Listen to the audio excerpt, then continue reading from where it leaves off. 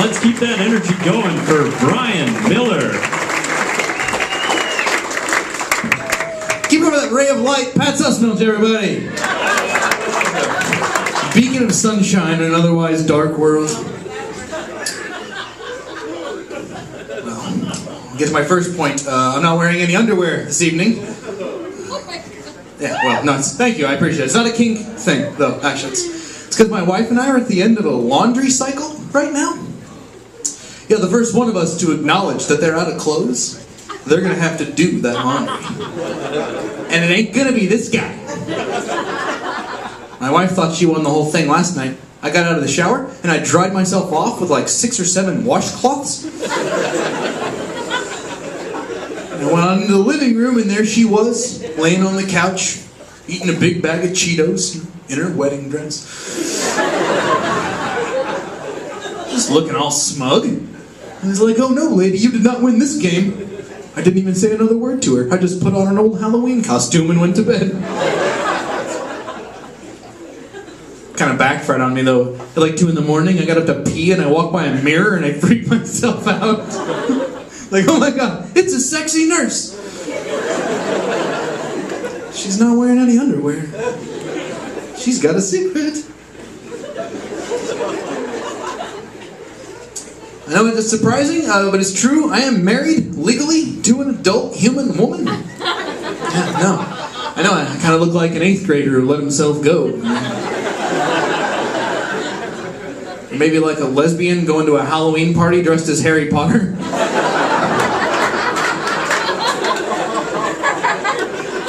You can laugh at that, don't laugh, it hurts either way. So it's just however you want to react. I love being married. It's great. It's wonderful. You get to spend every day with the person that you love. Why would you not like that? You know? I think the reason that people don't like it is they get in their head it's psychological. You know, they start thinking, oh yeah, but every day for the rest of my life, right? Yeah, that's why I use a little reverse psychology on myself. I only refer to my wife as this chick I'm banging. Yeah. Table for 2 for me and this chick I'm banging. Yeah. It's our anniversary. 7 years. We've been banging 7 years.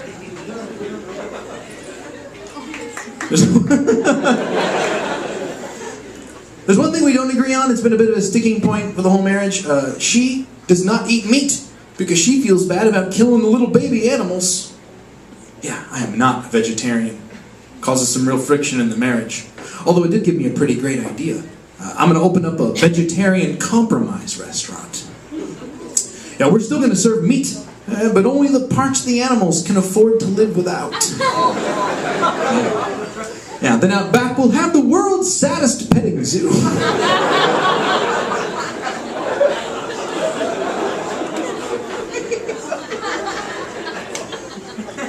So, we have this compromise, this agreement, where I can still cook meat in the house, but we have to do all of our grocery shopping at the co-op. It's crazy expensive. It's like, you're going to buy a jar of olives, it's like $8, but the whole reason is there's a little sticker on the label that says, like, no Malaysian children were exploited in the making of these olives. Which is great, but $8. But it's either that or you go down to Cub Foods, you get the $2 sad Malaysian kid olives. Yeah, you feel like an asshole all day long. It's like, meet me in the middle, co-op, you know? What about like $5 olives and the Malaysian kids just have kind of a shitty day? I'll chip in for that. The most ridiculous part of the co-op is the pharmacy section. There's no drugs that will cure a human being of any ailment at the hippie co-op pharmacy. It's all like prescription strength crystals and shit. It's like I had a headache and I went in there and I came out with like some tea made out of Cat Stevens beard trimmings. But you can tell it doesn't work because most of the stuff in there is based on aromatherapy. Yeah, logic tells us that that doesn't work. If it did, how come most people who believe in it smell like ass?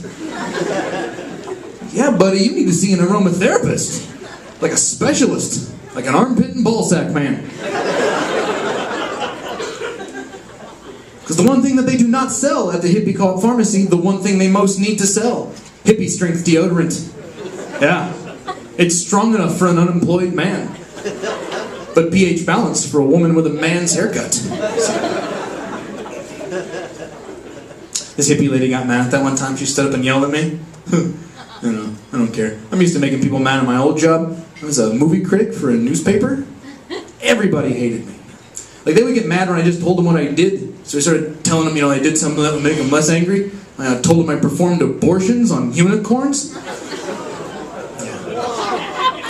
Yeah. Hey, if you were offended by that joke, by the way, I'd like to point out, unicorns do not exist until the 3rd trimester, so...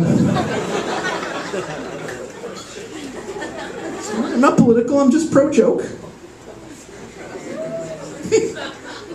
I live in South Minneapolis, Cedar Riverside. Yeah, it's a little, it's a stabby. It's a stabby neighborhood. That's how I would describe it. Poquito stabby.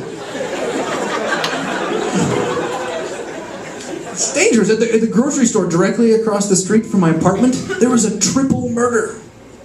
Yeah, or as we call it in my neighborhood, an extra murder. And it turned out to be a Somali gang killing. Pretty intense. I called my mom back home in Kentucky and told her about it. She freaked out. She's like, oh my God, Brian, what if you get killed in one of those Somali drive-by shootings? It's like, Mom, that's ridiculous. They don't drive nearly well enough for that. I'm just saying, I think we'll be safe till they can find a getaway driver who can make a left turn without a green arrow. I think it's going to be a while. I called my uncle back home in Kentucky. I told him there was gang members on our street, and this was his golden advice to me. He said, don't worry, Brian. They're more afraid of you than you are of them. Well, I think that's bears. I don't think it works the same way. It's like, oh man, we forgot to tie our snacks in the tree. Now there's gang members everywhere. Knocking over a trash can, stealing her honey.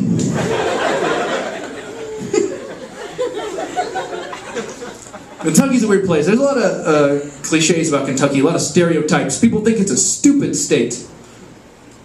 Yeah, it is, actually.